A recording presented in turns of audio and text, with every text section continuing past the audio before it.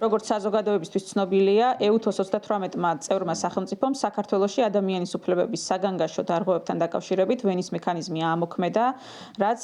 დაკავშირებულია პროტესტის კონტექსტთან. აღნიშნული მექანიზმი საქართველოსთან მიმართებით პირველად ამოქმედდა და ჩვენ ჩავთვალეთ საჭიროდ, რომ წარგვედგინეთ ჩვენი მოსაზრებები, წერილობითი პოზიციები იმ საკითხებთან დაკავშირებით, რომელიც სახელმწიფოს დაესვა. თუმცა აქვე ხაზს უსვამთ, რომ რა თქმა უნდა, ყველა ამ კითხვასთან დაკავშირებით ჩვენ ვერ შევძლებდით პასუხის გაცემას იქედან გამომდინარე, რომ ზოგიერთ მათგანზე ამ ინფორმაციაზე წვდომა პირდაპირ არ გვაქვს, ამიტომ ჩვენი პასუხები მიემართება იმ საკითხებს, რომელიც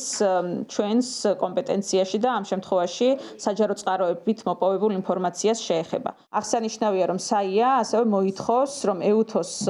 მოსკოვის მექანიზმი ამოქმედდეს, ეს არის, როგორც იცით, უფრო სხვა ტიპის მოკვლევა ამ დოკუმენტაციის, უფრო სიღრმისეულად შესაძლებელია საერთაშორისო მოკვლევა ამ საკითხებზე და ჩვენს კორესპონდენციაში დამატებით ვუთითებთ, რომ მნიშვნელოვანია ამოქმედდეს მოსკოვის მექანიზმი ამ სიტუაციის შეფასებისთვის, რომელიც საქართველოში შეიქმნა იმ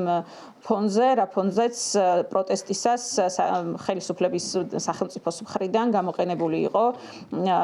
ძალა, რომელიც მათ შორის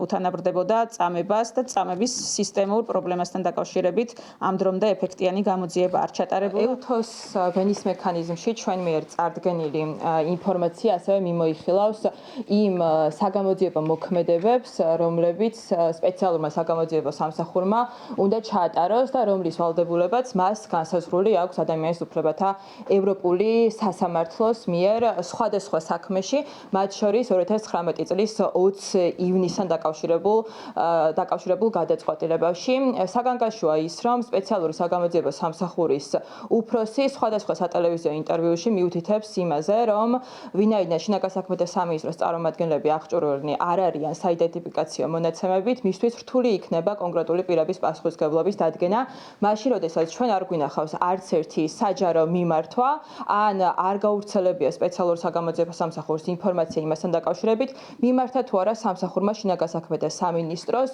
მოთხოვნით, რომ აღჭურვილი იყვნენ სპეციალური დანიშნულების რაზმის წარმომადგენლები, ასეთი საიდენტიფიკაციო მონაცემებით, მაშინ, როდესაც სპეციალური საგამოძიებო სამსახურისთვის აქციების დარბევის პირველივე დღეებში შეცნობადი იყო ძალადობის განგრძობადი ხასიათი და სულ მცირე 2024 წლის 28 ნოემბრიდან 10 ეპიზოდში მოხდა აქციის უკანონო არაპროპორციული დარღვევა, რომელმაც მათ შორის მიაღწია წამების არაადამიანური დამამცირებელი მოპყრობის ხასიათს.